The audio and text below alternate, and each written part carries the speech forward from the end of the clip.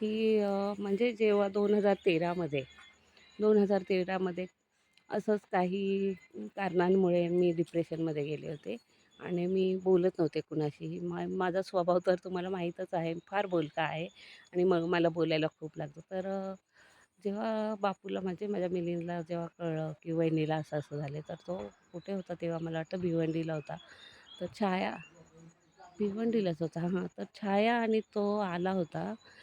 तर माझ्या गळ्यात पण तो तर छायाने मला जेवण वाढलं होतं. तर मी खात नव्हते. मी नुसती त्यांच्याकडे पाहत होते. तर छाया येऊन माझ्या गळ्यात पडून रडू लागली. अहो तुम्हाला सांगायचं म्हणजे माझा बापू देखील खूप रडत होता तेव्हा, की वहिनीला काय झालं आहे? वहिनी अशी का करते? तर "वहिनी खा ना, वहिनी खा ना." तो भरवू लागला मला. तर म्हटलं, "नाही, नको मला भूक नाही आहे." आणि मी झोपी गेले.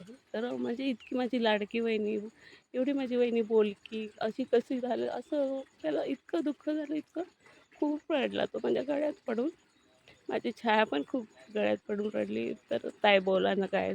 तुम्ही किती बोलता? बघा ना, का नाही बोलत आहे ताई? काय झालं आम्हाला सांगा ना." आणि त्याच्यानंतर मग तो मला साताऱ्याला घेऊन आला. त्याच्याकडे फार काही पैसे नव्हते. मित्र-मैत्रिणीनं खूप कमी पैसे होते त्याच्याकडे आणि मी डिप्रेशनमध्ये असल्यामुळे माझ्याकडे जरी पैसे असले तरी मला वाटायचं माझ्याकडे पैसे नाही आहेत. मी आता काय करू? माझ्याकडे पैसे नाही आहेत. तर असं. तर तेव्हा आता बोलू नये, पण ठीक आहे जाऊ दे. तो विषय मी नाही बोलत. पण तेव्हा बापूकडे फक्त ₹300 होते. त्याच्याकडे फक्त ₹300 होते. तो मला 12-5 कुर्ल्याहून कुर्ला मेढा गाडी आहे ती बरोबर आमच्या गावामध्ये 5 वाजून 10 मिनिटांनी पोहोचली. तिथून मग आम्ही आलो.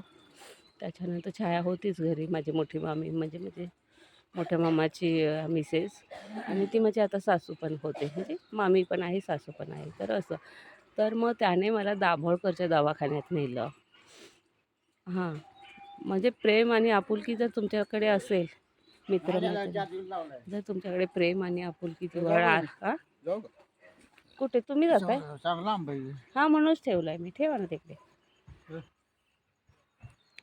कुठे चालला बापू? दोघे जाताय? हां? तू जाणार होती ना बाई गं? मग एक काम कर, तू उद्या भेटायला जा त्यांना. हां? जाऊ दे. तर असं तर काय सांगत होते मी, तर मला हां, तर तो दाभोळकरचा दवाखाना बापूला माहीत नव्हता, छायाला माहीत नव्हता. तर माझ्या छायेचा भाऊ अ, विनोद नाव आहे त्याचं. ते फत्यापूरला राहतात, सातारा जिल्ह्यामध्ये फत्यापूरला राहतात ते. तर आणि मित्र बघा, जर एखाद्याबद्दल तुम्हाला आपुलकी असेल, प्रेम असेल, जिव्हाळा असेल, तर तुम्ही काहीही करू शकता त्या व्यक्तीसाठी. तर तो विनोद फत्यापूरहून त्या दुसऱ्या 2 मित्रांना घेऊन नाही त्याचा मोठा भाऊ संतोष आणि विनोद आणि अजून त्यांच्या 2 मित्रांना घेऊन ही मुलं आमच्या अगोदर साताऱ्यात पोचली आणि तुम्हाला सांगायचं म्हणजे हा जो विनोद जो आहे माझा भाऊ लाडका, मग छायाचा भाऊ म्हणजे माझा भाऊच ना तो. तर तो विनोद हँडिकॅप आहे त्याला चालता येत नाही. तर तो काठी टेकत तो आला होता विनोद माझ्यासाठी.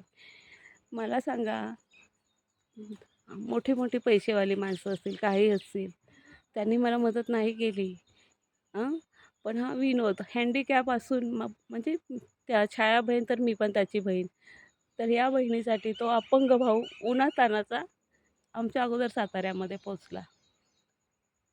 म्हणजे कसं असतं ना आता बघा बहिणी-भावानं मांडलं तर काय जोडलं तर खूप काही आहे, पण मांडलं तर काहीच नाही. अगदी सख्यालाही कोणी विचारत नाही.